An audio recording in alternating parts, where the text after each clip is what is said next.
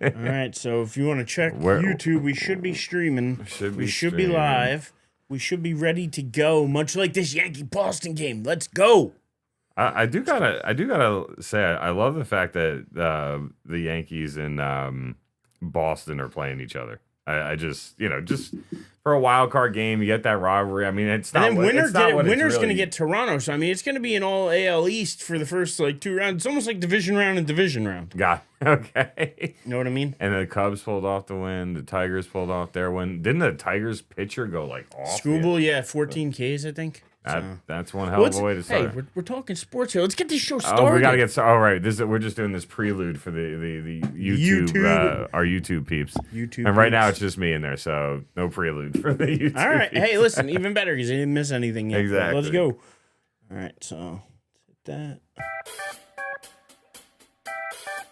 I love being able to hear his music It's good to be back, yeah, when I fix the equipment. Not even fix it, just learn to plug the right things into the right holes. But I mean that's just life, right? I mean, it's that's very life. important in life to know how to plug the right things in the right holes. I mean, that can be interpreted however you want to interpret it. We're just talking electronics here, people. Get your mind out of the gutter. We're talking about balls in the gap. We're talking about, we're talking about some runs. Let's go. It is top of the first inning, Yankees Boston. I mean, when you hear Yankees Boston, it gets you rivaled up for sports. When you hear New York Boston, you immediately think sports. Like you think Knicks Celtics, you think Yankees Boston, you think like Giants Patriots or like, Jets Patriots or even Bills Patriots. New York, Boston, they just are. They clash, and they're clashing again here in the playoffs. Yankees ended up tying for the division with Toronto, both in 94 wins. Toronto had the tiebreaker, so Toronto got the division, unfortunately. But Yanks coming in hot. I think have won 9 out of their last 10. Playing Boston at home. Let's go. We need a solid pitching performance today is what we need in the worst way. So that and some timely hitting. Let's go. It looks like Max Fried is taking him out, and to be honest, that's what we went out and paid him for. So let's do it. I don't know. I'm proud of you for your willingness to do this during a playoff Yankee game. Well, because, we're going to be done by the time the third inning's here, and I have the game cast up. I'm not going to not know what's happening. Fair enough. You know what I mean? Like, we have our phones. We have other ways to check football stuff. I think Gamecast is important for this one. I respect it. And we'll give live updates too as we see them pop up. If people are in the chat, throw any live updates you got in the chat as well. But shout out to Carl and Timmy, who I'm sure aren't listening yet. But Carl's already in with us. Carl's in with us, but I feel Janice, bad for him. I'm not going to rag on your Mets too bad, I promise. Dave, as a Met fan, I know you heard about the epic collapse, but you're much more of a casual fan, so it probably didn't hit you the same way it hit, I'm sure, Carl and Tim and their father. Like, I'm sure it didn't hit the same way. I was talking with my uncle last night at dinner. We had dinner down there, my uncle's house, and the way he was upset about it, saying it's worse than the '07 collapse. Like, he thinks, like, this is one of, like, the worst collapses out there. I mean, he was harsh on him, but I'm not going to be that harsh. Shit happens. They had since June, I think 13th, they were one of the worst teams, if not the worst team in baseball. They had no pitching. And to be honest, that's what it was, no pitching. They could hit a little bit, obviously Soto and Alonso and Lindor and McNeil. They're not slouches. They could do the job. But the Mets had no pitching. And without any kind of pitching, they had no chance. So 2 things that come to my mind there, right? One is, what do you do with Alonso, right? Alonso says he's going to test free agency, right? So, like, Carl, like, we got you in the chat with us, like, do you want to bring Alonso back? Do we? You got to bring Alonso. He's a lifelong Met. If you do not bring Alonso back, if he is not a lifelong Met, then I lost the plot of what Cohen's doing here. So, because Cohen came in to be that guy who was going to make the Mets something again. The willingness to spend the money to make them spend the money to do the right thing, to keep the homegrown guys, not let them just run off. Like, Alonso is like a David Wright. He's a guy that he's a Met. He's good. He doesn't belong in another uniform. And I'm going to say that as somebody who's a team that, next year might be able to use him, because we had only a Goldschmidt on a 1-year deal. So, you never know. I'm just I'd like to hear if Carl's got any thoughts on it. I mean, throw them out in the chat, but I mean, other than that, it's just it's a bad collapse for the Mets. Carl probably said it the best. Pay that man his money. The reason I ask, right, is because my future father-in-law is a lifelong Mets fan, right? 73 years old, lifelong Mets fan, and is he a diehard? Does he watch all the games? He every game he can watch, he watches. Like his favorite season was '86. Probably, I'm sure. And for him, like he was, he's not a big fan of the typical thing, right? Like as the years go by, right? We've talked how many times about NFL contracts and how absurd they're getting, and wide receivers making over $30 million a year, and quarterbacks making over 50, and we sit here and we're like, oh, that's nonsense, whatever. So to him, right, he hated them going after Soto, right? He is that old school mentality, you build your team through your farm system and you develop your guys and all that. So he's kind of torn with Alonso because of the financial impact that it's going to cost the Mets, but also he is a homegrown talent, right? So he's a little torn with that. And to me, I know a lot of people and this is actually something he said to me, he was never one of those Mets fans that hated the Yankees. When he started hating the Yankees or disliking the Yankees more than any Met fan might, was when Steinbrenner started to really go out there and spend that money to try and buy those championships. That bothered him, right? And to me, right, that was the whole reason Mets fans were excited Cohen bought the team, was because, hey, now we have an owner that's actually willing to put the money out there and try to put a good product on the field. So, if you have a preference as a baseball fan, would you rather just improve your team through trades and spending money, or would you rather just grow it through the farm system? Because I know the 90s Yankees, a lot of those guys were their farm system guys. Correct me if I'm wrong. I'm pretty confident a lot of those core guys were farm system guys that they came up with, or Mariano, Pettit, Posada, Jeter, all of them. Right? Okay, yeah. Bernie. It wasn't until A-Rod where they really went out and tried to buy a guy. No, they started with, even in '96. I mean, they went out and spent the money. They brought in Tino Martinez. Okay, and then from there they brought in Chuck Knobloch. They brought in some guys. God, that's a name I haven't heard in a while. But again, they did, and then you think about early 2000s, '99 stuff like that. They brought in Jason Giambi. They brought it so they were going out and spending money on big names and big talent even back then. So I mean, A-Rod was the biggest splash, I would say, but outside of that, the core of that team for the most part was homegrown talent, right? Yeah. You think about the 5 or 6 names you rattled off, and those are all Hall of Famers, right? Mariano Rivera was that guy, right? Jeter, even I may not be a big baseball fan, but the fact that Jeter wasn't a unanimous Hall of Famer, that shocked one me. guy. Yeah. One if guy. I remember correctly, if I remember correctly, that happened when we were down in Elizabeth in the studio, I think. No, because Jeter got in later than that, because Jeter was still playing in 2012. Okay, so then I'm a little off. I just remember doing a show with you when that happened, and even I was like, "Yeah, that's ridiculous." I think we were doing it with Mike, and I think it was early days back because I think it was 20. Because Mo got in 2019. I feel like Jeter got in 2020. Okay, all right. I think it was because I think 2014 was Jeter's last year. I think it's 5 years after that you can get in. So I feel like it's 2020 he got in. But speaking on the Mets, right? I'm with Carl, right? Bring back Alonso. If you want to read what Carl wrote real quick while I say this, right? I think you bring back Alonso, and the only other thing I thought about with the Mets season ending was I really should check on our boy Mike. So, knowing how emotionally invested Mike is into the Mets, I'm going to wait a week to let the wounds heal up a little bit. I wouldn't reach out right now either because again, I wouldn't want him to think I'm rubbing it in, especially with the way the two teams finish. I'm not trying to I'm like, let me give it a week. I got to reach out to Mike and check in on him because I am sure, kind of like you were just saying before. I think it was your uncle you were saying, right? Mike is one of those 162 game emotionally invested human beings, no question about it.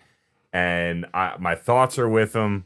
He doubled down on Sunday with the Mets losing that game and then staying up till probably 1 o'clock in the morning like a Cowboys fan and watching a tie, which is something we'll touch on shortly. But yeah, I just, those were my main thoughts that came out of the Mets blow. And it was like, okay, what do they do with Alonso and our boy Mike? Well, I hope he's holding up all right. To go to your point to Alonso, that's what Carl was talking about. He said both, but there are exceptions. Alonso is the Mets. He may not be the best hitter, but he is the closest thing we've had to David Wright.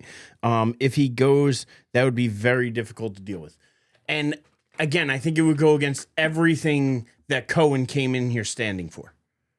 And that's where I think that Met fans should feel some kind of security, because this is literally the shit Cohen was talking about coming in as an owner. Keeping players, doing the right thing by them, having, how Yankees do Old Timers Day, doing their own kind of Old Timers Day, celebrating the Mets that were before, as much as they should be celebrated. And Alonso's one of those guys that should be there and then eventually should be celebrated. He's a guy that should go in to, if they had a monument park, their monument park. Like he's that kind of player. So we'll have to see what happens. But right now, still 0-0 in the Yankee game, bottom of the first. Yankees got 2 on, no outs.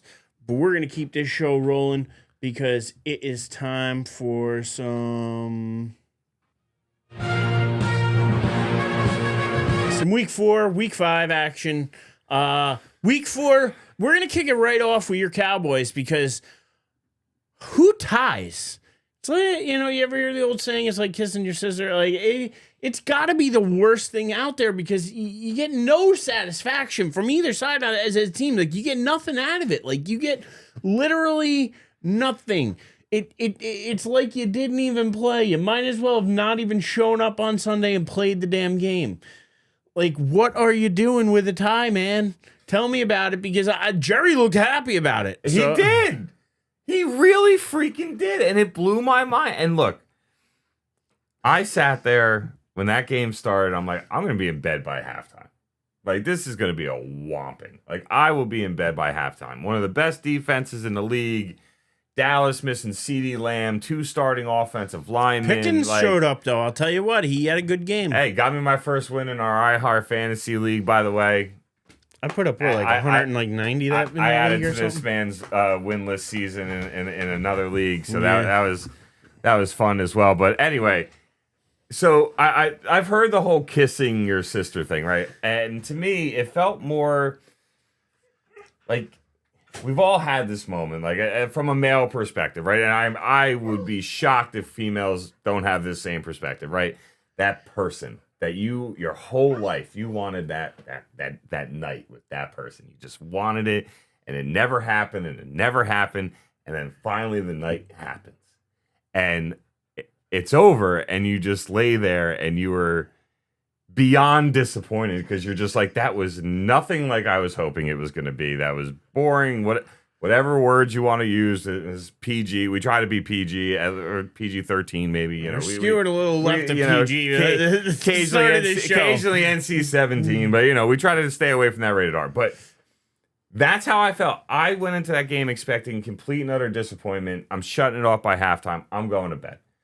And then Packers score the second touchdown. It's 13-0. Dallas blocks the extra point. It's 13-2. I'm still not feeling good. I'm just like, oh, well, hey, cool. And then they score the touchdown. They don't go for 2, which I completely don't understand. I'm like, why not make it 13-10 instead of 13-9? Like, if you don't get it and it's 13-8, you still need a touchdown. Like, yeah. What difference does it make? Go for 2. We realize the long-term impact of that decision. But anyway, so we end up in this position, and then all of a sudden, sack, fumble, second touchdown, and I'm going into halftime. Dallas up 16-13. I'm like, son of a bitch. This is like every single year. This is just the epitome of it in one game. I go in with 0 hope. They give me hope, and I know when this game's over, it's not going to end how I want it to end. And then they exchange blows back and forth. 5 lead changes in the second half. That's That's what makes the casual fan love a football game, right? Like us diehard fans, we're cool with defensive battles, right? You give me a 10-7 game where guys are hitting and the defense is playing out of their mind, I will watch that all day long. Which, by the way, that was the second half of Bama, Georgia. Bama started like gangbusters. It was, Bama was up 24-10 or 24-14 at the half and ended up winning the game 24-21. Like there was one score in the second half in the beginning, like early in the second half, and that was it. Like defenses locked in, shut down, and did their jobs. Adjustments were made, and adjustments happened. So like I'm watching this game and back and forth. I'm like, Roll Tide. I'm like, wait, all right. Our problem right now, since we didn't go for 2, is the fact that like our guy with the amazing leg, arguably our best player, can't impact this game because a field goal is not going to win it.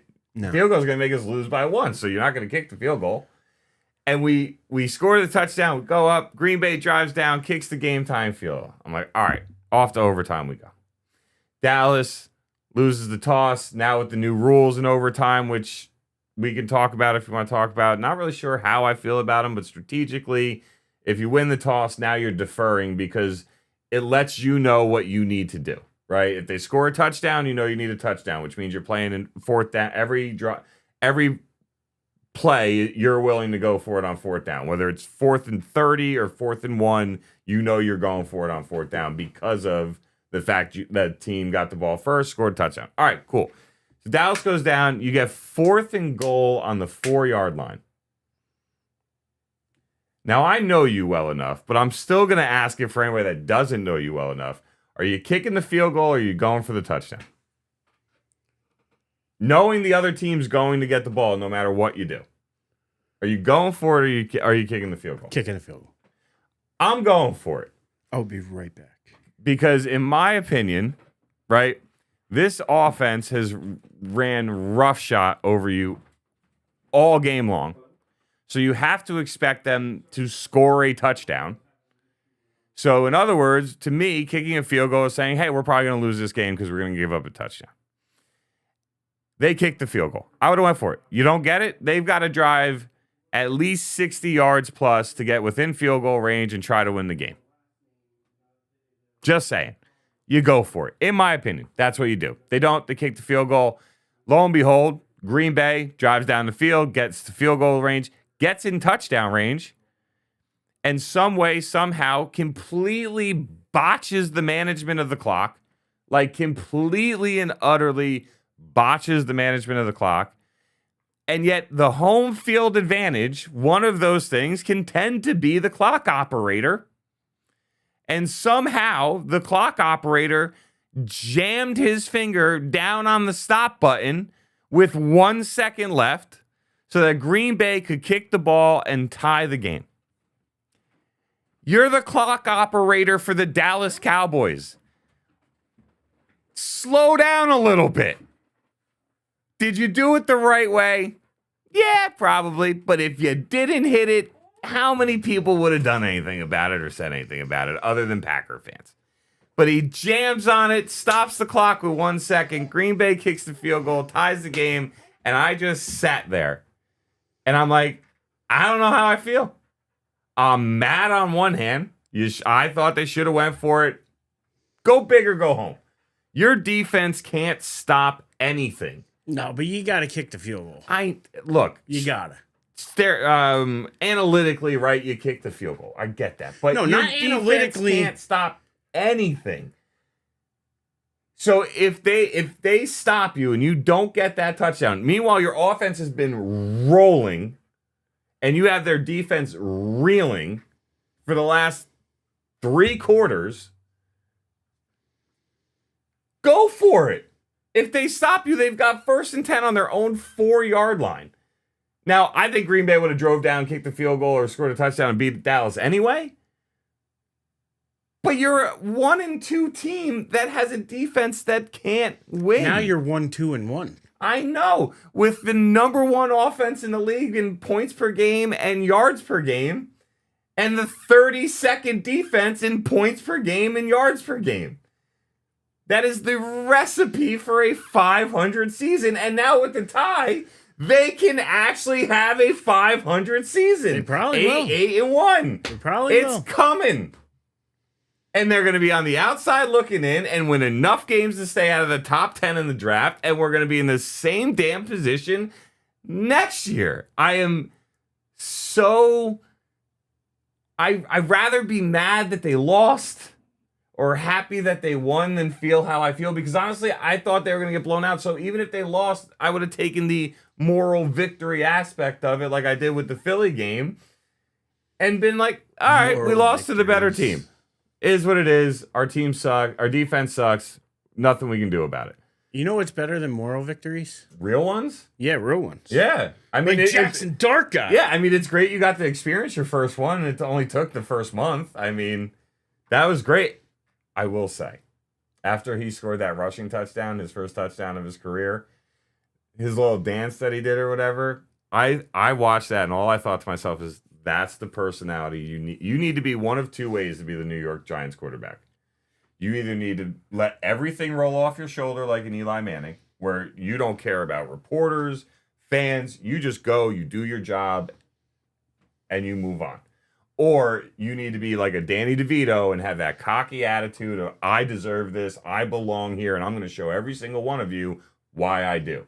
When I saw him bust out that dance, I'm like, okay, that tells me you've got the mentality to handle he's this. More the latter of what you were saying. Yeah, he's better than DeVito. I'm just saying personality. Yeah, like but I'm saying, but where Daniel Jones was more of the Eli with the like, you know, just very one note, very, you know, stayed monotone. Listen, but that was why Eli was great in 2 minutes. That's why Eli was great in the clutch, because he didn't have those moments where he got 2 up or 2 down. Yeah. He was able to focus, get the job done, and that's what made him great in those moments. Now, other people are great for other reasons, and Dart, I might be great because his fire, his energy. Like, I love the energy Scatterbo brings. We've talked about it. He may only be a short-lived guy because of the way he runs, but man, for these next 3 or 4 years, I'm going to love me for some Cam Scatterbo, because I love his energy. I love his drive, his fire. Like, he comes out and he runs hard. Like, he you know, he can dance, but he don't want to dance. He wants to run through you. And I want that. Like, give me that kind of energy. So I like his energy. I like the youthful energy. I think the rest of the team's rallying behind him. Again, they play I think the Saints next week. That's a winnable game.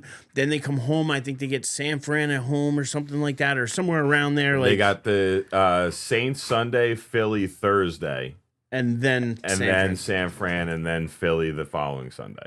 They're gonna end up they're losing to Philly. Not at least one of the two. Both. Not even gonna get. I'm not gonna sit here. I mean, like. After what Philly did in the second half, I mean, Philly's offense is not scaring anybody right now. Philly's the best team. Their special teams and their defense are unbelievable. They're the best team in the league, in my opinion, right now. Overall, to me, they're the best team in the league. They're the team I wouldn't want to play the most. But I think the Giants lose both those games. But I think they can win in between. I think they could beat the Saints. I think they could beat San Fran, especially because they're going to have 10 days to get ready for San Fran, pretty much. And San Fran's got to come 1 o'clock. Play East. We talked about, I think the Chargers didn't get up for the game, and I expect San Fran's not going to get up for it either. So San Fran's also we could actually win 2 out of the next 3 games and not right the ship, but you feel a lot better about it. And again, it's still not going to be a playoff season. It's not Super Bowl or bust right now or anything else. But if this team wins 7 games, 8 games, it saves Dable his job, I'll tell you that. I don't care about saving Dable his job. As a Giant fan, it would just give me hope for next year. Give me hope going forward that, you know what? We'll get Neighbors back next year. We'll get sucked, man. I hate seeing it. And to be honest, they got to get rid of the turf. I don't know if Carl's still in the chat or if Timmy's in there or if anybody's in there, but I think they would agree with me. You got to get rid of the freaking turf. I mean, if you look at the list of injuries of guys that have torn their knees or ankles or whatever on that turf in the last 10 years, it's ridiculous. And then, I saw this too, and tell me I saved it. Tell me I saved it.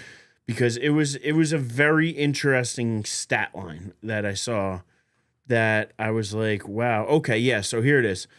So this is a little bit crazy. Giants wide receivers Malik Neighbors and Odell Beckham basically suffered identical injuries. Both went to LSU. Both drafted in the first round. Both drafted by the Giants in the first round. Both suffered their injuries against the Chargers at MetLife Stadium on that turf. Both. Oh, wait, and one more.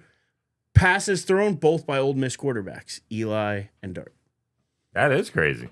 I would definitely. How much they mirror each other. Yeah. I mean, look, if you get and even Odell said that turf, no good. Yeah, I mean, that injuries to Neighbors sucks, and it definitely hurts this offense. But this offense is going to be based around running the football and forcing the opposing offense into third and long, so you put your pass rushers out there and get after them. And that's what they basically did against the Chargers, right? They pushed them to third and longs and made Herbert's day very long. Abdul Carter had his best day as a pro. Right, Jackson, Dart, Scatterbo bring that energy for you. We talked about this last week. I was with you. I took the Giants to win. I definitely think that 1 o'clock game for a West Coast team. I know they fly out prior, right? They usually fly out. But it's hard. That's still a morning. Like they're not adjusted. And a lot of times they fly out on Saturdays. Like a lot of now with the travel that they have, they practice Wednesday, Thursday, Friday in their home state, and then they fly out Saturday morning. That's not a lot of time to adjust. And I think when you sit there and you look at it, the Giants were able to take advantage of that. And I think you're right. I think they can take advantage of that. Plus the injuries against San Francisco. The Saints aren't scaring anybody. Go ahead. Give your update. Yankees up 1-0. There you go. Yankees Bottom of the second, 2 out. Yankees up 1-0. Let's go. So who had the solo home run then? Because there was nobody on base when I looked up before. Volpe. There you go. That's not the name I expected to say, but all right. So look, I think the Giants, like you said, right? Like I'm one of those people, and I mentioned this when we talked about Jaden Daniels coming into this season and Bo Nix and some of the first year quarterbacks from last year and the success they had. To me, you don't really know you have a quarterback until 3 seasons, right? First year, no real tape on you, especially no tape at all on you in an NFL game. Year 2, defense coordinators have tape on you, and you're not really prepared for what adjustments they're going to make. Year 3, we're on an even playing field, right? Like, you've got tape on. Yeah, I'm the Italian in me. I can't help it. But, like, year 3, we're equal, right? You got your tape on me. I got my tape on you. I know what you guys are trying to do. What helps him is the legs, right? His ability to run that nullifies one player pretty much on every play for the defense. Because if you're doing the read option, right, that defender has to stand there and wait to see what the quarterback does with the ball. Or if you're dropping back, you're either playing man defense or you're playing a zone with a spy. There's a lot to it, right? So that's going to help this year with them on the offensive side of the ball. And defensively, that pass rush is up there with the best in the league. And as Abdul Carter adjusts to the game in the NFL, he's only going to get better. That kid is a special talent. There is no ifs, ands, or buts about it. So if you're a Giants fan, like you said, right, you just want to see growth and progression. You're not really breaking this season down by wins and losses. Now, obviously, you come into the year and you're like, hey, we don't know what can happen. And I said it to you in the year before the season started. I thought the Giants could win anywhere from 4 to 9 games. Now, I'm no expert here, right? Like, I understand when you make predictions for people's, records, you're supposed to give a hard number. But that was my reality looking at the Giants. They have talent in the areas you need to have talent. But they also were relying on Russell Wilson at quarterback, who you saw just more proof of how bad Dallas's defense is. You look at the game before Dallas and the game after Dallas, and he was atrocious. And then he looked like a Hall of Famer in the game against Dallas. So if you're a Giants fan, I think that's got to be your mindset. You just want to see Dart get better. You want to see the playbook expand as the year goes on. You want to see your guy Scatterbo maybe run over a couple people, watch Carter get some sacks and grow into the position. I wouldn't mind if the Giants did sign OBJ back just to, one, we need a little help at receiver, and 2, I mean, I've heard that he's interested. I've also heard that he's not fully in football shape, which, let's be honest, even if you see it every year, right? We talk about the first 4 games as the new preseason, right? These guys basically work out and do weights and run around in shorts and T-shirts. And they don't really get into football shape until the 3rd or 4th game of the season, right? So to say OBJ's not in football shape, I guarantee you dude's still got a 6-pack and his pecs and his muscles are all ripped and he could blow past me in his sleep, running a route. But he would still need a couple games and, get out there a little bit to get into football shape. But I think he could help because that's the problem now. Now you're in a position as a defense, who's scaring you on the Giants when it comes down to the passing game? Their tight ends don't scare you. Wan'Dale Robinson is a born-to-be slot wide receiver. So who's really going to scare you? So I think, you got to kind of look at it like that. But when it's all said and done, I think you're going to have I think the Giants are going to be more fun now that you put Dart in, even though I know we both agreed he should have redshirted this year. But it's New York. It is what it is. You got to step up and play when you're also, called. And listen, Eli stepped in right around game, 5 or 6? I think it was after the 5th game of the year he stepped in. So, I mean, listen, they've done it before. Maybe it happens again. And really, really quick, I may not be a Giants fan, but I just want to say I'm praying for Mara. I hope he wins his battle against cancer. That's one of the coolest things that I have that isn't here yet, actually, is I have something to tell you. Fuck cancer. All right. Cancer. Fuck cancer. YouTube. I know you don't like the foul language, but I think you would agree that's a fair way to use that word. So I think it's the only way you can use the word. I feel like not offend because if you get offended by that, I get offended by you. I'm sorry. Then I don't want to know you. Yeah, I would agree with that. So just thoughts out to him. Just wanted to say that really quick, and because one of the things, look, I may not like the Giants as a team, but Mara has been one of the most respected guys in the NFL for 50 years, something like that. His family's always he's not good looked at like Jerry is for sure. Nobody's looked at like Jerry, and Jerry loves that statement, but as a fan of the team, hate being able to say that. But just wanted to say that real quick. Thoughts to Mara. I hope he's able to win that battle, and again, fuck cancer. So I just wanted to throw that out and say that I'm rooting for him to win that. Absolutely, but there's been a ton of bad injuries so far this year, though, right? If I'm not mistaken, between who is it? Burrow going down. James Conner, Jaden Daniels. I mean, he should be back this week or next week. Hopefully. McLaurin was out this past week. Tyreek Hill. He's dislocated. Dude. He's out for the year. No, he's out for the year. He already had surgery, but I'm saying, but he'll be back for 2026. But yeah, it looked bad. Did you see how happy he was though? He didn't want to play this. That was one of the craziest. I did the one group text I'm in. My buddy, our buddy Dustin. Believe it or not, I'm gonna throw it out there. I think Miami's gonna get better from this. I mean, I could see it, but knowing my buddy Dustin, shout out to Dustin, big Dolphins fan. He's like, yeah, Hill just doesn't want to play for the team, right? And that's not a surprise. He was in trade rumors during the offseason. But yeah, you neighbors, right? We already touched on that. You've got Joe Burrow. Been a lot of big injuries so far this year. And I actually saw something the other day, God help you if you're in this position and somebody in a league drafted Tyreek Hill, Joe Burrow, James Conner, his entire. By the way, I've been getting blown up today in our one league about trades.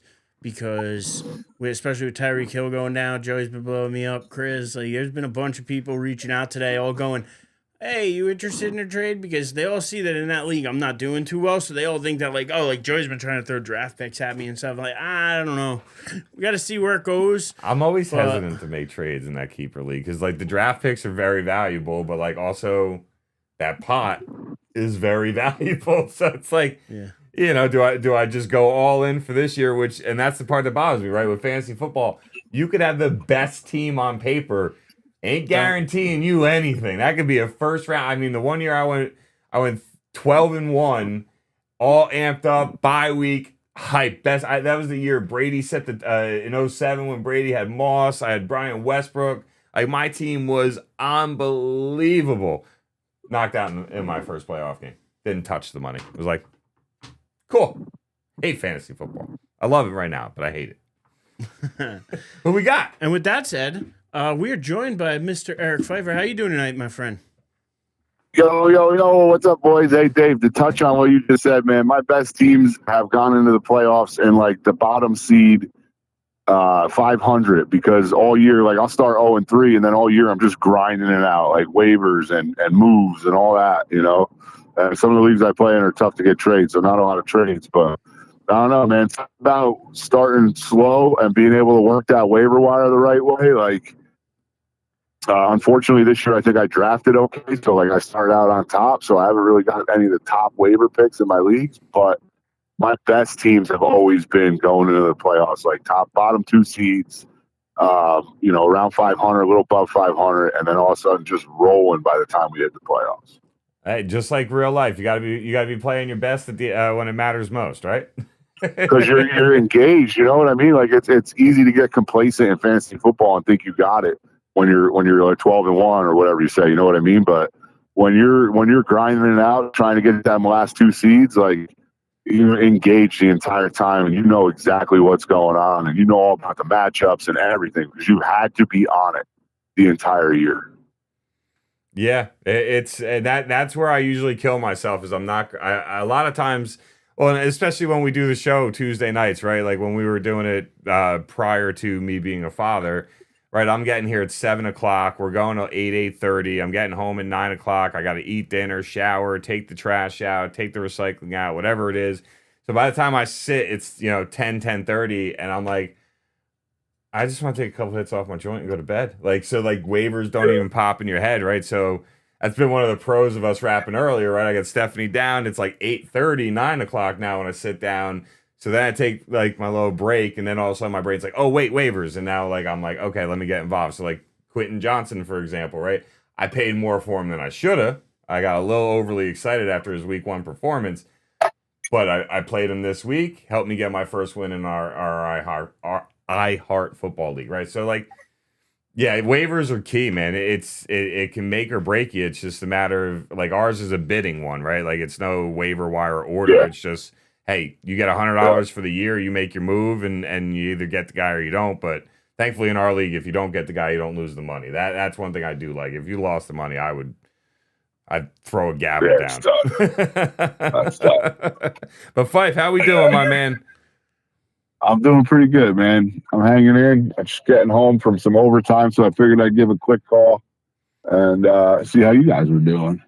We're good. Eric is enjoyed his Jackson Dart and Cam Scattaboo combo. Meanwhile, of course, I said about neighbors and did mention how I think the Giants should switch to grass instead of turf, especially with all the injuries. But yeah, so also mentioned he'd be cool if they brought OBJ back, which I don't think is a bad move. I mean, he's matured a lot since he was last with the Giants, so I don't think he'd be the same drama person. I don't think he wants to play off his season on that turf. No, I don't think a lot of people want to play on that turf. I think it's going to be. I think it's they're going to have to switch it. Yeah, man. And I was like, up until last night, I was like, who knows, man? We'll see what happens in Miami. Maybe they make play at Tyreek, or they can salvage the season. Maybe they go out and get in the Olave, like that. I just sitting down last night. You know what I mean? It's tough.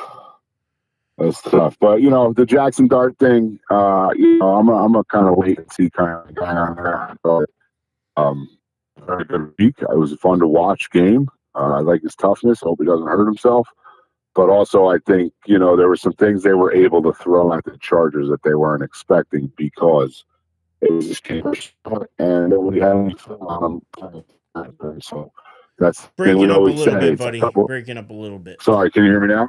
Yeah, a little better. Couple weeks of tape, and then we're really going to see what it's about. He's not going to be able to squirt 10 yards into the end zone on a quarterback draw after a few weeks. Like, nobody's going to be fooled by that. So, but I do like how Scat clears the hole, and I like his blocking. That's what I'm most impressed. Like, I love the way he runs. As a 20-something-year-old, I hope you guys can still hear me and I'm not breaking up. As a 20-something-year-old watching this kid run, I'd be like, yeah, man, get him. And as a 41-year-old, I'm just like, ow, dude, watch your neck, watch your head. Well, we were talking about that, how I said he's going to be short-lived. I mean, he's going to be 4 or 5 years. We're going to get the rookie year a deal out of him, but I mean, you can't run like that forever, and he's not built to run like that. He's going to be 4 or 5 weeks. No, I think he's more durable than that, and I think we're going to see that. I think it's going to be more of a couple years, and then the wear and tear is really going to wear and tear on him. You know what I like about his running style, and it may sound crazy, but he reminds me a bit of like a Tiki Barber after Tiki fixed the fumbling issues. Like, you remember how Tiki used to use his center of gravity and be able to just sort of like, he'd get hit and he would just let his body kind of go and then catch his feet and start running. You know what I mean? Like, he would bounce off of tackles. So this guy has both, where he can sort of Peyton Hillis you, head on and run through three guys. But also, like, if you hit him from the side, even if you wrap him, he finds a way to sort of shift his body with the momentum and just hit the ground running and keep going. With Tracy's injury, I think he could be the rookie of the year. If he can lean more towards, bouncing off of guys instead of head-on bowling into them, like, you still have to do that if you're him, right? But I don't think you have to do it as much. And I'm not trying to tell the guy to preserve himself. I'm just trying to tell him to run smarter. You know what I mean? Try and be more of a, like, he's really good at that lower center of gravity and just sort of shifting his weight with the momentum and then catching his feet and going. And if he does more of that, he'll have a lot more longevity. Well, and that's the thing with the running back position in general, right? Like, it's one of those positions where you're running full speed into another grown man that's running full speed, and it's how you take care of your body on your off days, your off season. Like, those are the decisions and those are the actions that are going to determine, hey, are you going to make it 5-6 years, or are you going to be able to put in 9, 10, 11 years, right? Like, they talk about, I think I heard it this offseason, like, Derrick Henry spends close to $1 million a year just taking care of his body, right? So for his running style, the reason he's lasted as long as he had, now maybe he's starting to fall apart with all the damn fumbles going on, driving me nuts in my fantasy league. But anyway. I think he'll fix it. He'll fix it. I do too. And not to mention that one against Detroit, that was just an amazing play by the defensive end, what's his name? Their star defensive end. Hutchinson, right? That was just an amazing play. Like, he went down the field after the quarterback turned around and did the perfect example of the peanut punch, which I'll never get tired of that name. I think that's a great name. Shout out to Charles Peanut Tillman. But, like, that was just an amazing play, right? The fumble against Buffalo, that was on Henry. All right, the fumble in week 2, that was on Henry. Right? Just killing me. But anyway, I think Scatterboo, it depends on how he takes care of himself. It's going to be a big factor, and also luck is arguably the most important factor of all when it comes down to injury, because all these guys are doing the same damn things, and some guys, their knees pop out, other guys, their knees stay in place. So, luck is also going to play a factor there too, but you got to put in the prep work just like in the games, right? You got to practice and work your ass off to have success. You got to put in the work to take care of your body. Weirdly enough, I think the Tyreek injury is going to be a good thing for Miami. Like, I actually think it's going to settle him down. They're not going to have as much turmoil in the locker room because he's been a little bit disgruntled and everybody knows it. So now if he's not there, if he's just home making more babies, then I got to be honest, it's probably going to be a better situation for Miami moving forward. I mean, dude I could not believe how much he was celebrating. To dislocate your knee, tear up some ligaments, and he's just like... He was like AB running off the field. Well, that's right. That was the text I sent to Dustin. I'm like, is this AB 2.0? I mean, what is wrong with you? But I think it helps Miami because now they could rid themselves of that headache. I mean, Miami needs all the help they can get. I gotta get moving. I gotta get upstairs and see if the wife needs any help. I just got back from overtime. There's 2 things I want to say about the Giants, right? It sucks that Malik Neighbors went down, but they got to find a way to move the ball without him. I think a lot of that's going to have to do with Scatterbo and even getting Singletary involved. I think against the Dallas, if we look back a couple weeks ago against Dallas, like, what happened to that team to me was they had every opportunity to win that game, but they've been losing for so long that losing becomes a habit. And I thought that was a very pivotal. Wow. Pivotal. All right. You got it. It was a very pivotal game. Pivotal. I got it. Pivotal. Very pivotal game for them, to where that team could have gotten themselves over the hump by learning how to win in a game like that, but they found a way to lose, and a lot of it had to do with, standing back at the 50-yard line and whatnot. But losing is a habit. That's something that, like, as athletes, you hear a lot. Losing is a habit, and you got to learn how to break the habit, because eventually, like, you've lost so much that it's easy just to take the easy way out. or it's hard when you get into those tight games, those tight situations. So I thought that was going to be a very big game for them to figure out how to win if they want it, and they could have hit the Chiefs with a little bit of momentum. Unfortunately, that didn't happen, but I do think that that's what happened against the Chargers. They did find a way to get over the hump and win the game. But, Eric, as Giants fans, over the last 10 years, that they win those games that we don't expect them to win. And then right after that, they play a team like the Saints, and they totally shit the bed. That's so what I'm going to hoping pick the doesn't Giants. happen. I'm going to pick the Giants in my Pick'em league, but I'm not 100% confident that they're not just going to lay an egg against the Saints. And I'm pretty confident because we've they're seen not it so gonna lay many an times. egg. I feel We've better seen it so about many times. I know, but I think this is a little different. The team's still rallying behind the young guy. I think they get the win this week. But I wanted you to, before you go, bring up your shit show of the week, because I know Dave's going to be very interested in it, and I'm wondering which way you go. I know you sent me in the text, but I figure I'll let you let you hit Dave with it. Honestly, I debated between game of the week and shit show of the week, and here's why: because I think it's going to be a very high scoring affair. I think it's going to be a lot of back and forth. I think that Dallas's defense is not so good right now, and I think the Jets are great. I think the Jets are great at shooting themselves in the foot. And honestly, what I think about Dallas's defense is they're playing a scheme that they're not built for, and that's why they keep getting beat. You know what I mean? But if they figure that out, then they could be, because they have a very good secondary, but they're just getting burned because they're not playing to their secondary strengths. And they did lose a big time. I mean, that's a big loss, man. You lose a big. I mean, Kenny Clark can clog up the middle. That's great, but you lost a huge pass rusher, right? And it's building towards the future. It's more of a retool than a rebuild, I guess. But and I think the Jets are great at shooting themselves in the foot. Like, they had every opportunity to win that game last night. So I made it the shit show. Just because of those reasons, but it could have been the game of the week because I think it's going to be really high scoring. I went shit show because of the downfalls of the two teams. So it's the Dallas Cowboys versus the New York Jets. And I think that Aaron Glenn and the New York Jets are going to find a way to get their first win of the year. Because it's to me, this happens to Dallas too. They just played a great game against Green Bay, not defensively, but they just kept answering back and punching and punching and punching. And they do the same thing the Giants do. Then they go on to these teams that they're supposed to beat, and they have a letdown. Or they play down to their level, or whatever it is. They just don't play to their expectations. So I'm taking the Jets over the Cowboys in my shit show of the week. And then my game of the week was Seattle versus Tampa, where I'm taking Seattle. All right. And of course, my picks are really all quick, money Fife. In overtime, when it was 4th and goal on the 4, should Dallas have gone for it or taken those 3 points? Probably taking the 3 points. So I'm on my lonesome. I think they should have went for it. But it's hindsight's 2020. Yeah. Oh no, I thought in the moment they should have went for it because I'm like, it doesn't matter. Your defense isn't going to stop them from scoring a touchdown.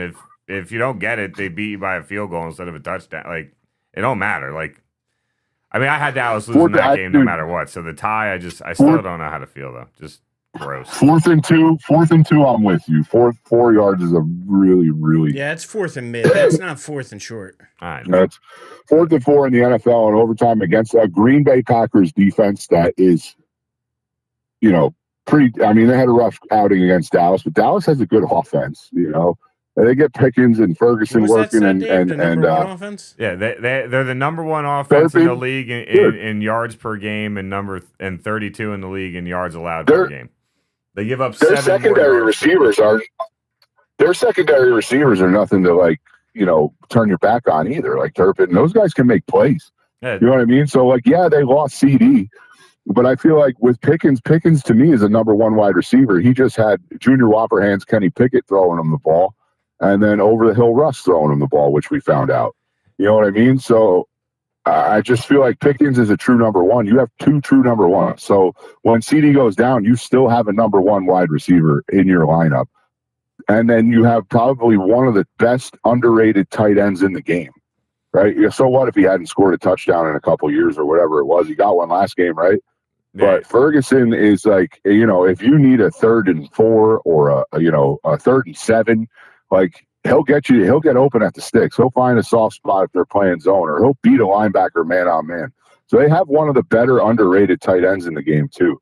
They're a very good team. Also, Javonte Williams is now 2-3 years removed from that major knee injury. Yeah. So he's more of what he should be now than he was last year, right?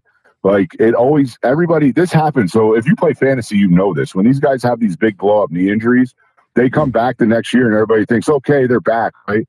But it always takes almost a full year for them to get back to going. And now they have Javonte Williams. And to be honest with you, I think Miles Sanders in the secondary role is like they might have they have a very good 1-2 punch. Honestly, so Miles Sanders fumbled early in the year, but like their 1-2 punch at running back is scary. Honestly, the only running back that ever came back from tearing their ACL and was a monster the following year was Adrian Peterson. You remember that? That's the only guy. He's a freak. His first season back, and he hit 2,000 yards. I know. I won a fantasy championship. he was just he's special. A freak. Yeah, he was special. But yeah, most guys are going to have what Javonte has. You know what I mean? It takes even Saquon had that injury, and it took him a while. And he's one of the best. He's a freak, and it took him a while to come back to full strength from that injury. So. Yeah, it took him a year of recovering with the Giants to go and dominate with the Eagles. Yeah. So you know what I'm saying, though? Like, Javonte's back to what he was when he was drafted. So that's dangerous over there in Dallas. If they can figure out their defense, this is their year. No, I'm just kidding. But if they can figure out their defense, they're a scary team. They just need to get their defense to like between 15 and 20, and they're a playoff team. They're not a Super Bowl team, but they're a playoff team if their defense is somewhere between 15th and 20th. But the season's getting short already. I mean, we're going into week 5, and they're 1-2-1. So, I mean, they better pick it up. If they beat the Giants. If they were 0-3-1, I would have burned a jersey. And I'm not that kind of person. I would have burned a jersey. 0-3-1. Think about this from a Jerry Jones perspective now, right? Like, you have some teams that are not where they want to be right now. For example, look at Cincinnati, right? Like, they ain't going nowhere. They got a good pass rusher over there. Who knows? Maybe that sours. Maybe Jerry finds a way to make a move. He's got capital now. So if they feel like they can make a push, if they can get a pass rusher or another piece on defense, I wouldn't put it past Jerry to make a move and bring over a defensive player. Because we all know that's not per se easy, but it's easier for a defensive player to come over and contribute than it is for an offensive player. Especially at the pass rushing position, right? Like, hey, like for the first couple weeks, we're putting you in on 2nd and 3rd and long. Just go get the quarterback. That's all we're asking you to do. Don't worry about the scheme. Don't worry about the defense play call. Just pick a side on the offensive line and attack that guy in front of you and go get the quarterback. But I don't think Jerry. Unless Dallas wins a couple and gets Jerry wouldn't make a move until right before Thanksgiving. He's going to wait and see how October plays out before he does anything. Because if they suck, he'd rather just... And also, right, Green Bay's 2-2, right? All you need is one... Like, I'm not rooting for it. I'll never root for anybody to get injured. But all you need is, like, God forbid, but Love goes down, Green Bay is a below 500 team, right? Like, so you never know how things can unfold and where those draft picks land. But, I mean... When you look at it from the first, just everything works out health-wise for everybody. Dallas is potentially top 10 in the draft. Green Bay's back 5. So we'll just wait and see what happens. But don't let us get you in trouble with the wife. All right, boys. I'll talk to you later. We appreciate you, Fife. Thank you, man. Love you, brother. Talk to you soon. That was our good buddy, Mr. Eric Pfeiffer. Joining us, talk a little football. Always love to get his opinion. Still 1-0 Yanks, by the way. Top of the 4th, 2 outs. That arrow's pointing up. Top of the 4th, 2 outs. I don't know enough about baseball, but I know what that means. But so diving into this week's game. So I mean, well, real quick, Cowboys Jets. Jets. Let's pick it. Show for him. What are you thinking? I'm going Cowboys. Although the Jets got to get off the mat at some point. They're going to be home. But something about the Cowboys, they like playing in MetLife. I feel like I don't know. I think last time they were in MetLife, they got beat. They have the number 1 offense right now. Like you said. Sam Darnold and Robbie Anderson connected for like a 70-yard touchdown pass, and the Cowboys lost. All right, screw you. Talked me into it. I was at that game. You talked me into it. I'm gonna pick the Jets then. And Jets, you got to get a win at some point. The Cowboys' defense is absolutely atrocious. So give me the points, give me the Jets at home, and give me the over because both teams are going to score. I'm in line with you. It gives us a clean sweep. And look, this is not me being just a pessimistic Cowboys fan. This is me understanding that when you look at Dallas and what they were able to do offensively, not many teams scored 30-plus points a game every single week. And to replicate what they did is going to be very hard. Not to mention, you're going to be going against a Jets team that is going to be beyond pissed off, right? Oh, yeah. Aaron Glenn, I do believe, has the potential to be a good head coach. I don't know, like his coaching tree outside of being the defensive coordinator in Detroit. I don't know his whole coaching tree background, but I know he's a man with pride, and he's going to put that on his team and his rest of his coaching staff to put together a game plan that leads to a win. Justin Fields back, right? He running around. He could be a problem for Dallas's defense and especially their linebackers. At some point as an offense, there's only so much you can do, and I trust the Jets defense to make that one stop a lot more than I trust the Cowboys defense to make that one stop. Because that, to me, is what will be your difference, right? Which defense can force that 1 or 2 punts in the game, right? What defense can make a stop on 4th down when the game's on the line? And out of the two defenses, I believe the Jets are more likely to be able to do it. And that's why I'm with you. But I will take the over. I think both teams easily break 20-something points. And I'll take the Jets, getting the because the Cowboys are what, 2.5-point favorites? Yeah, 2.5 point. I'll easily take. I mean, even if the Jets win by a field goal, like that's easy money. Like, so I'll take the Jets getting the 2.5 as well. All right, so that's gonna move us and transition us good to the next game because first game of the week was the Bucks and Seahawks, and two teams where I think it's gonna come down to which offense can make the play, not which defense is gonna come up big. I think it's which offense is going to come up big because you have the Bucks, who you think are great, but at the same time, they just lost one of the best players, Mike Evans, down with a hamstring, right? Yeah, they're not putting him on IR though. No, but he's still going to be a couple weeks. Yeah, he'll probably miss this week and next week, but they don't think he's going to need 3. the 4. I'll be honest. Yeah. I think that's why they didn't put him on IR because I think that's guaranteed 4 or something like that. But I think he's going to miss at least 2 or 3. But that said, I mean, you got the Seahawks at home.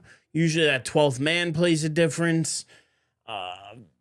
Another team, Sam Darnold, Cooper Kupp, got a lot of new faces there on offense. But which team is going to make the, which offense is going to be able to make the plays? Which offense is going to be able to, at the end of this game, put together a drive to win it? And I look at it, and I'm still going to choose Baker Mayfield and the Bucks. I trust Baker Mayfield more than I trust Sam Darnold. Both defenses are playing really freaking good football right now. I mean, if you think about it, right, Tampa Bay holds the Eagles to 25 yards of total offense in the second half on Sunday. Now, they still lost the game when you give up a block punt for a touchdown and you let Hurts go. I think he was like 11 of 14 for like 100-something yards and 2 touchdowns in the first half. Like, you pretty much got picked apart. Your offense really didn't show up, and then you just waited too long to actually act like the game mattered to you, which I think is really what cost them that game against Philly, which drives me nuts because now they have officially won 18 games in a row and got an entire calendar year without losing a game, which, bleh, God, I wish we had the luck they had. Anyway, but playing in Seattle is rough, right? It's not an easy place to win, and Tampa Bay may be 3-1, but all 3 of those wins they didn't get until the final minute of the game, right? They're not dominating anybody, right? But they're winning the close games, and that's what this game is going to be. So I will take Tampa Bay to win, but I think they win by a field goal. So I believe that's money line. Is that how you say it, right? So give me Tampa Bay on the money line, and give me the under, because I think this is going to be a defensive battle where your winning team's probably sitting. Hold on, if you're taking so you're taking Tampa on the money line, but you're taking. I don't get how all this stuff works. I just think Tampa Bay wins by a field goal. Well, then, yeah, you would take them getting the points and outright. So you take them getting the 3.5. Because Tampa's getting 3.5. Oh, right. Yeah, Seattle minus 3.5. My apologies. Don't ever take betting advice from me, just to be very clear on this. But either way, I'm taking Tampa Bay getting the points, but I'm going to take the under because I think you're going to be. Ironically enough, I could see 24-20, which would put us half a point under your over/under. So I think you're pretty close to right with that score prediction. So I think it's going to be right about where they got the total. I'm also going to go with the under. I'm also going to take the Bucks on the road. Give me the points and give me them on the money line because I think they win this game outright. So I'm going to agree with you. As far as Fife, I think Fife took Seattle, but let's just double check. Yes, he said give him Seattle. So he is going opposite of us, which is all right because, listen, we need some differences. Need a little parity in our lives. So now me and you, let's pick a couple games and then let's hit the road because I don't know about you, but I actually got to do some more work. And you got the Yankees to watch. Got the Yankees to watch. So, by the way, what's the score update before we get into our games? Let's check that. 1-0, bottom of the fourth, no outs. Let's go. Based off of an ad playing, you might be in a commercial break. Oh, nope. There's just a Bellinger's pitch. up at bat. Oh, did he hit it? Oh, Nope, out. grounded out second. All right. 1 out, bottom of the fourth. Yankees up 1-0. I'm actually going to look at the Thursday night game. And the reason I'm doing so is because the NFC West is currently is the best division in football when you add up the wins and losses. I think the Rams Puka Nacua is just, like, they want to throw him the ball, and you still can't stop it, right? And then Devontae Adams is your complimentary number 2, right? I think we would all agree, right? Devontae Adams should not be a team's clear-cut number 1. But he's a guy you can trust to run. Oh, yeah. He's one of the best route runners the game's probably ever seen, right? That doesn't go away with age, right? If anything, that gets better. It's your speed, right? And your twitchiness, maybe that disappears a little bit because now, I think I might just throw my back out just doing that little twitch. But no. So you have that nice combo, right? Kyron Williams in the backfield. The defense is really talented. San Francisco's just finding ways to win, but coming off of their first loss of the year in a game where they turned over the ball. They looked sloppy as all hell on offense, but managed to have a chance to still come back and win that game. So San Francisco's still playing hard, right? So you have 2 3-1 teams. The Rams are at home. I think we're going to agree on who we think wins this game. I think where we might disagree is on the point side of things, because I think it's going to be a very close game. But I do think the Rams do come away with the win. I just don't think I'm just not going to take them giving 6.5. We're in agreement there. I got to be honest because I again think division game it's going to be closer than a touchdown. And I agree. I think the Rams at home. If this was in San Fran, maybe I feel a little different at home. Give me the Rams in LA. Give me the 49ers getting the 6.5, and then, like you said, 40. This is a game where I could see like 24-21. I could see. I'm 27-24. I'm going over. I'm definitely going over because I think that's the closer score. 27-24. 27-24. I'm going to go over too. Yeah, like I'm going to go over. I hate to agree with you, but I'm going to agree. Or with even like Rams winning 27-21, right? Like and that puts you at the over. That puts you in a position where you're not taking the Rams giving 6.5. You'd take them if they were giving 6, but that's not what Vegas does, right? So, but yeah, I think that's how I'm looking at that game. And now you got to pick a shit show. All right, a shit show. And there's a bunch to choose from. I mean, you got Dolphins, Panthers, you got Giants, Saints. You got, Vikings, Browns. The Vikings at quarterback are just brutal. Texans, Ravens is a weird one too. And you might not have Lamar Jackson. You know what? I think I know my shit show. Huh? Let me take this from you for a second. Just making sure we're going through them all. That's okay. All right, go ahead. Yeah, so I think for my shit show, I am going to have to go with. It's a little unorthodox for us, but I'm going to go with the Lions Bengals, and the reason for that is because it's not a question of whether or not Detroit wins the game, but how badly do they beat Cincinnati? They're beating them by the 10.5. Give me Detroit. Given the 10.5, and give me the over because I think they could put up 49 themselves. That's exactly what I was going to say. So that's why I'm calling it a shit show, because it is going to be a shit show just only by one team. Like Cincinnati last night, like, oh my God. Just so bad. If Cincinnati wins this game, there's not even a bet. I will let you slap me with the butterbean glove. I will let you slap me with the butterbean glove if somehow the Bengals win this game. We'll put this out here. If the Bengals win this game, we're going to slap each other with the butterbean glove. Because, no. Well, we can each have our own glove. I got a Michael Buffer up there. All right, so one of us gets Buffer, one gets well, butterbean. Well, I'm down for it. I am. Because I just literally cannot fathom Cincinnati even making this a game that's worth watching. And you know what I learned last night? For the remainder of the season, Cincinnati still has 4 primetime games.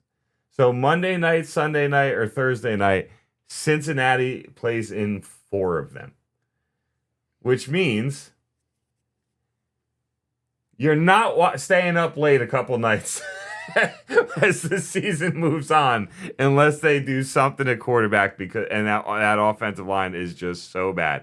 So it's a little different, little unorthodox for our shit show of the week, but I just think the Lions are going to wipe their ass. Speaking of the Lions, and this is just an aside, we're not going to pick this game, or I don't even know if they're actually playing this week. They might be have a bye, but the Fife pointed out in the chat. He says he thinks we're able to call the Colts the try-hard team of the year.